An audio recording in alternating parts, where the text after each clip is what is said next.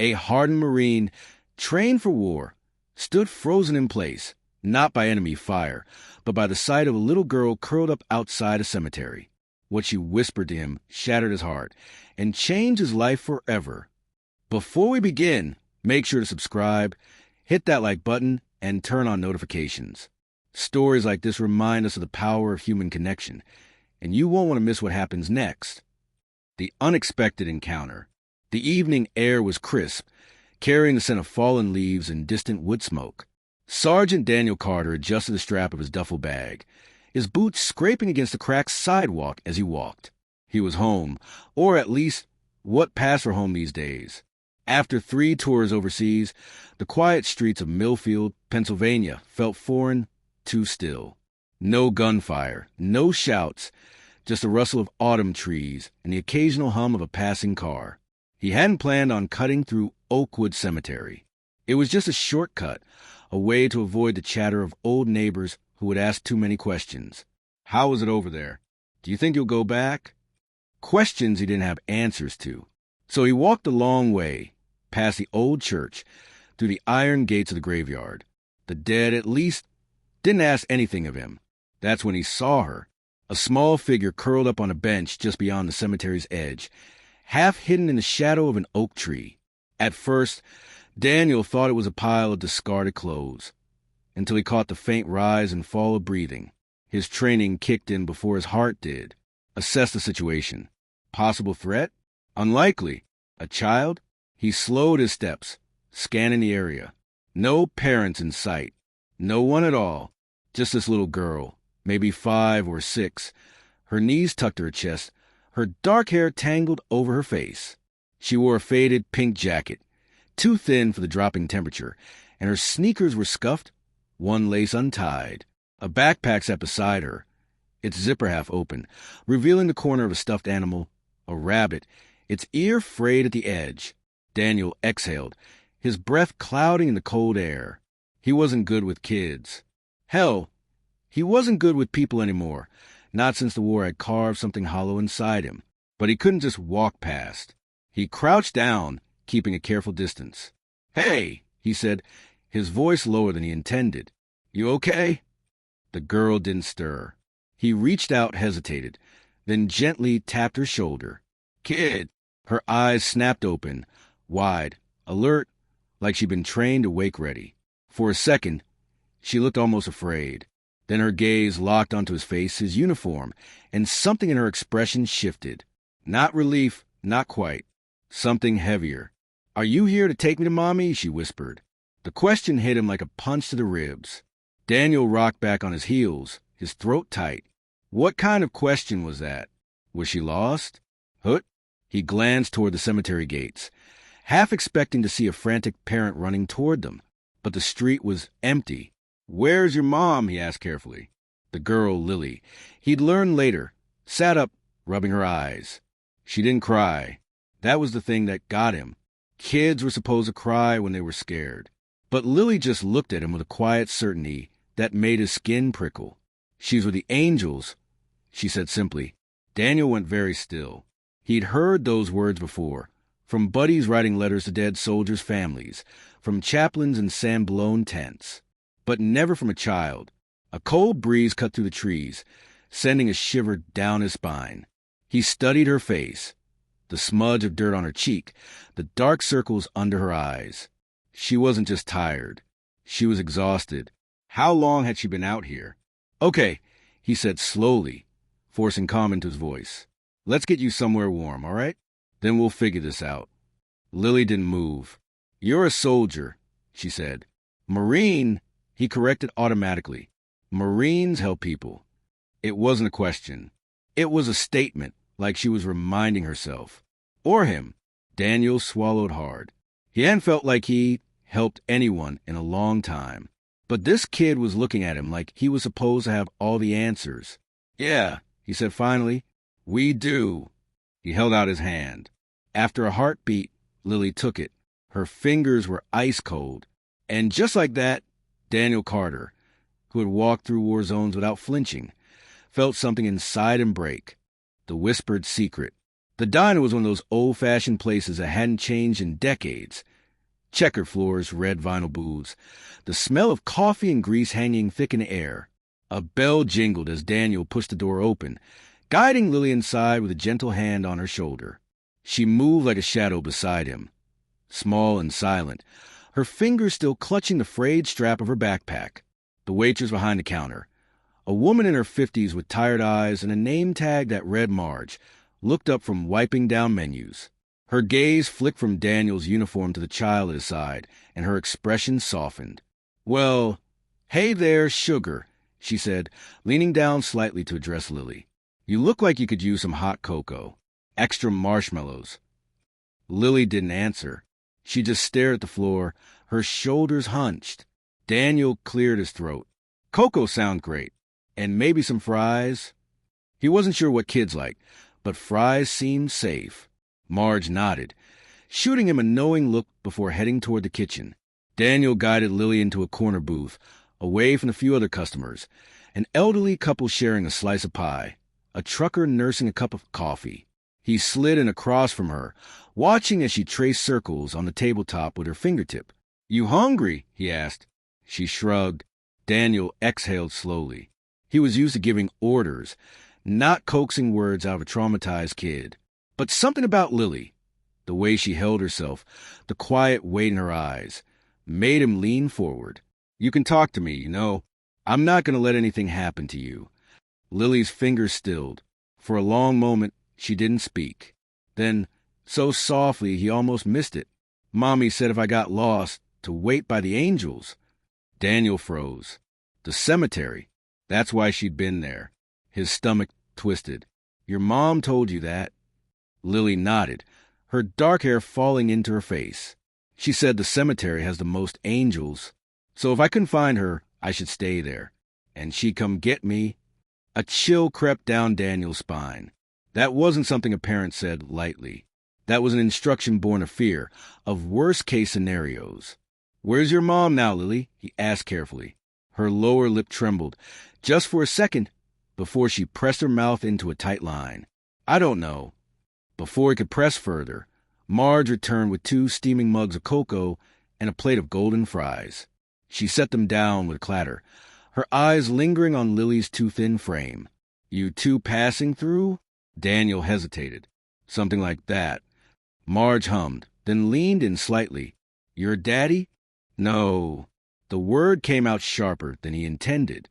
"I just found her. Outside Oakwood." Something flickered in Marge's expression. Recognition, then dread.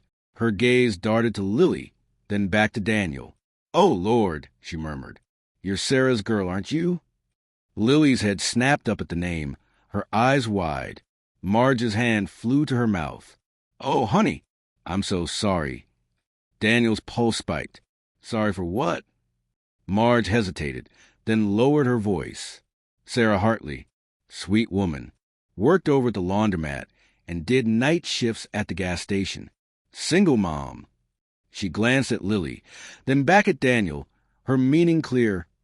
"Not here." Daniel gave a tight nod. "Lily, why don't you try those fries? I'll be right back." He followed Marge to the counter, his mind racing. The waitress grabbed a newspaper from under the register and flipped it open to a small obituary section. There, near the bottom, Sarah Hartley, 29, passed unexpectedly on November 3rd, survived by her daughter Lily. Daniel's breath left him in a rush. "Car accident," Marge mouthed, her eyes glistening. "Happened a week ago. Poor thing's been in foster care since, but..." She cut herself off, glancing toward the booth. "But what?" Daniel pressed. Marge hesitated.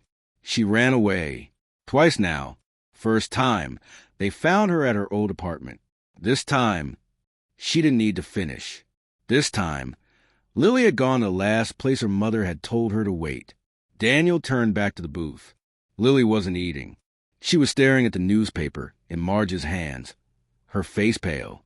And then, a man in a leather jacket slid into the seat beside her. Daniel's muscles locked. The guy was in his 40s, with a scruffy beard and a too-casual smile. He said something to Lily, and she shrank back, her small hands gripping the edge of the table. Daniel was moving before he could think. "Hey!" he barked, closing the distance in 3 strides. Problem here. The man looked up unfazed. Just chatting with my niece. Lily's breath hitched. You're not my uncle. The man smiled, didn't reach his eyes. Kids, huh? Always forgetting family. He reached for Lily's arm. Daniel's hand clamped down on the man's wrist before he could make contact. Touch her, he said very quietly, and I break every bone in your hand. The diner went dead silent. The man's smirk faltered. He yanked his arm back, standing so fast his chair screeched. This ain't over, he muttered, then shoved past Daniel and out the door. Lily was shaking. Daniel crouched beside her, his voice low. Who was that? She swallowed hard. He came to the Foster house. Said he knew Mommy, but he's a liar. Her small voice cracked. He smells like the men who made her cry. Daniel's blood turned to ice. Somewhere outside, a car engine roared to life. And in that moment, Daniel Carter made a decision. He wasn't letting Lily out of his sight. The broken system.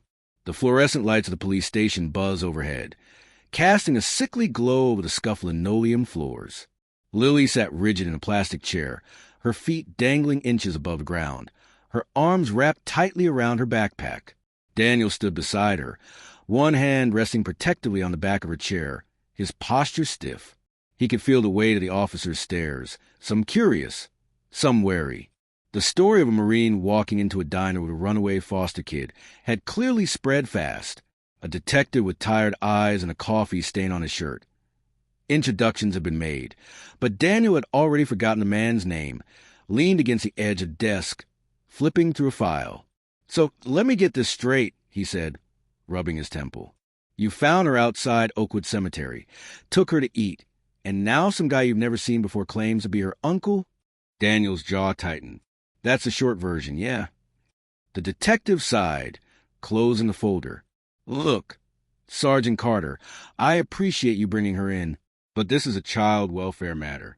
We'll contact her caseworker, and... No. The word came out sharper than Daniel intended. He forced himself to take a breath. That man in the diner wasn't family. Lily said he'd been to her foster home before. She's scared of him. The detective's expression didn't change. Kids in the system say a lot of things. Sometimes they make up stories, especially after trauma. Across the room, Lily flinched. Daniel saw it. The way her fingers dug into the fabric of her backpack, the way her shoulders hunched even further. She'd heard. Daniel stepped forward, lowering his voice. Listen to me. Something isn't right here. That guy knew her mother's name. Lily says he smells like the men who made her cry. What does that tell you? For the first time, the detective hesitated. He glanced at Lily, then back at Daniel. You think he's connected to her mom? I think someone needs to ask more questions before sending her back to that foster home. A door down the hall creaked open, and a woman in a too-tight blazer hurried in, her heels clicking against the floor. I'm sorry I'm late, she said breathlessly, flashing a badge at the front desk. Miranda Cole, Child Protective Services. I'm Lily Hartley's caseworker. Daniel studied her. The too-perfect bun, the practiced smile. Something about her set his nerves on edge. Miranda knelt in front of Lily, her voice dripping with false sweetness. Lily, sweetheart, you gave us quite a scare. Everyone's been so worried. Lily didn't look up. Undeterred, Miranda stood and turned to Daniel. And you must be the Good Samaritan. Thank you for bringing her in. Daniel didn't return her smile. That man at the diner. Do you know who he is? Miranda blinked. What man? The one who claimed to be her uncle. The one who's apparently been to her foster home before. A flicker of something, annoyance, fear, passed over Miranda's face. I'm sure it was just a misunderstanding. We screen all visitors thoroughly. Daniel didn't buy it. Lily says otherwise. Miranda's smile tightened. With all due respect, Sergeant, Lily is a deeply traumatized child. She's been through a lot. It's not uncommon for them to lie. Daniel cut in, his voice dangerously calm. Miranda's cheeks flushed. I was going to say misinterpret things. She reached for Lily's hand. Come on, honey. Let's get you back to the Johnsons. They've been so worried. Lily recoiled, pressing herself against Daniel's leg. The room went still. Miranda's smile faltered. Lily, we talked about this. You need to. No. Lily's voice was small but fierce. I'm not going back there. Miranda exhaled sharply. This isn't a choice, sweetheart. Daniel felt Lily's fingers curl into the fabric of his pants. He made his decision in a heartbeat. Then neither is this, he said, stepping between them. I'm filing for emergency custody. Miranda's eyes widened. You can't just... Watch me. The detective groaned, rubbing his face. Jesus. Okay, everybody take a breath. He pointed at Miranda. You, call the foster parents. See if they've had any unauthorized visitors. Then to Daniel. And you're serious about this? You barely know this kid. Daniel looked down at Lily, at the way she clung to him like he was the only solid thing in a world that kept crumbling beneath her. He thought of the man who'd made her mother cry, of the stranger in the diner, of the way Miranda had dismissed her fear like it was nothing. Yeah, he said quietly. I'm serious. Lily looked up at him then, her eyes wide and hopeful, and so damn trusting it nearly broke him. The detective sighed. All right, let's make some calls. As Miranda stormed off, her phone already pressed her ear, Daniel crouched in front of Lily. You okay? She nodded, her grip on his sleeve tightening. You're really not going to let them take me? Daniel swallowed hard. He hadn't planned this, hadn't planned any of it. But looking into her face, he knew one thing for certain. No, kid, he said softly. I'm not. Somewhere down the hall, a phone slammed onto a receiver. Ray's voices echoed, and Daniel Carter, who had spent years following orders, realized he was about to start a war of his own. The battle lines. The stale coffee in Daniel's cup had gone cold hours ago, but he kept sipping it anyway, the bitter taste grounding him in the fluorescent-lit purgatory of the County Family Services office. Lily slept fitfully beside him, her head slumped against his arm, her breath warm against his sleeve. The clock on the wall ticked past midnight. Across from them, a harried-looking social services supervisor named Gerald Hayes rubbed his bloodshot eyes and slid another form across the desk. Look, Sergeant Carter, I admire your initiative, but emergency custody isn't a Band-Aid you can just slap on the situation. Daniel kept his voice low to avoid waking Lily. That foster home isn't safe. You heard what she said about that man showing up there. Hayes sighed. And you heard Miranda. The Johnsons have a spotless record. No prior complaints. That doesn't mean... A sharp knock at the door cut him off. A uniformed officer stepped in, holding a file. Ran that license plate from the diner, he said, handing it to Hayes. Registered to a Marcus Renard. 2 priors, assault and possession with intent to distribute. Daniel's grip tightened around his cup. Drugs. The officer nodded. Got out of Rockview 6 months ago. Interesting thing. His sister did time at Muncie Women's on related charges. He glanced at the sleeping child. Sarah Hartley's name shows up in the old case files as a witness. The air left Daniel's lungs. Lily hadn't been imagining things. The pieces clicked together with terrible clarity. Sarah had been involved with dangerous people, and now they were circling her daughter. Hayes paled as he flipped through the file. Christ. You see now. Daniel leaned forward. This isn't just paranoia. Someone is after that little girl. Down the hall, Ray's voices erupted. Miranda Cole stormed into the office, her blazer wrinkled, her hair coming loose from its bun. This is ridiculous. The Johnsons are waiting outside. Not anymore, they're not, Hayes interrupted, snapping the file shut. We're placing Lily in temporary protective custody while we investigate. Miranda's face twisted. On what grounds? New evidence suggests a credible threat. Hayes turned to Daniel. You still willing to take emergency guardianship? Daniel didn't hesitate. Yes. Miranda threw up her hands. He's a single man with no childcare experience. He's not even a criminal? Daniel's voice dropped to a dangerous growl. Unlike the people you were about to send her back to? Lily stirred, her eyelids fluttering open. She took in the tense faces around her. then looked up at Daniel with sleepy trust. "Are we going home?" The simple question shattered something in Daniel's chest. He had no home to give her, just a barren apartment still smelling of fresh paint, with a fold-out couch and empty cabinets. But when her small hand slipped into his, he knew one truth with absolute certainty. "Yeah, kid," he said softly. Home front. The first week was the hardest. Daniel's apartment had never been meant for a child. The walls were bare, the fridge nearly empty, and the only spare bedding was an old sleeping bag from his camping gear. Lily didn't complain.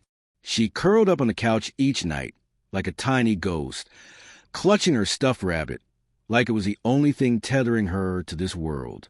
But on the 8th morning, Daniel woke to find her standing in the kitchen, teetering on a chair to reach a box of cereal. She'd tied her hair back with one of his spare bootlaces. "I can make breakfast," she announced when she noticed him watching. "Mommy taught me." Something cracked open in Daniel's chest. He should have stopped her. The chair was wobbly, the milk carton too heavy, but he just nodded and sat at the table, watching as she poured 2 uneven bowls of cereal with intense concentration. When she slid his bowl across the table, a third of the cereal missed and scattered across the surface. Lily froze, her eyes wide with dismay. Daniel didn't hesitate.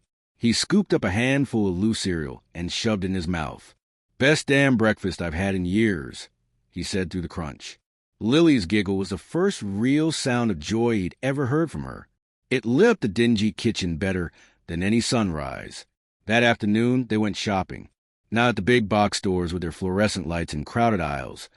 Those made Lily's breath go short and her fingers clutch at his sleeve. Instead, they found a thrift shop run by an elderly veteran who took one look at Daniel's bearing and Lily's 2 big eyes and gave them half off everything. Lily picked out a bedspread covered in stars like Mommy's, a set of mismatched dishes, the blue ones for you, and a battered copy of Charlotte's Web, she read to me. Daniel added a nightlight without comment when she wasn't looking. The home visits started the following week. Miranda Cole arrived with her clipboard and pinched expression, clearly expecting to find violations. Instead, she found Lily at the kitchen table, carefully printing her letters in a notebook while Daniel made grilled cheese sandwiches. "She's enrolled at Millfield Elementary," Daniel said, sliding a perfectly golden sandwich onto a plate. "Starts Monday." Miranda's pen hovered over her checklist. "You're really doing this?" Daniel met her gaze steadily. "Yeah, I am." Something unreadable flickered across Miranda's face. She closed her folder. "The Johnsons filed a formal complaint. They're alleging you coerced Lily into." "I don't want to go back." Lily's sudden shout startled them both. She stood trembling, her small hands balled into fists. "They let the bad man in. He smelled like cigarettes, and he called me Sarah's kid, and he—" Her voice broke. Daniel was at her side in an instant, his large hand covering her tiny fists. "Breathe, soldier." Lily sucked in a shuddering breath. He said Mommy owed him. Miranda went very still. "Why didn't you tell me this before?" "You didn't listen." Lily buried her face in Daniel's shirt. The social worker's carefully constructed professionalism cracked. She knelt beside them. "I'm listening now." Later, after Miranda left with promises to reopen the investigation, after Lily fell asleep clutching her new stuffed dog, a thrift shop find Daniel had secretly washed 3 times, Daniel stood on his tiny balcony, staring at the stars. A year ago, he'd been clearing insurgent tunnels in Afghanistan. 6 months ago, he'd been drinking himself to sleep in a VA hospital. Now, he was someone's guardian, someone's safe place. The sliding glass door creaked open. Lily patted out in her 2 big pajamas, rubbing her eyes. "I had a bad dream." Daniel didn't hesitate. He scooped her up, settling her against his shoulder the way he'd seen mothers do. "Want to talk about it?" She shook her head, her cheek warm against his neck. "Just want to stay here." So they did, under those indifferent stars, in that broken world. They stood together, a battle-scarred Marine and a motherless child. And for the first time in both their lives, neither of them felt alone. This story isn't about heroes or miracles. It's about ordinary people choosing to care in a world that often feels too broken to fix. If Daniel and Lily's journey moved you, Share it with someone who needs this reminder. Love isn't about grand gestures. It's about showing up, pouring the cereal, and standing guard against the dark. Hit share now. You never know who needs to hear this today.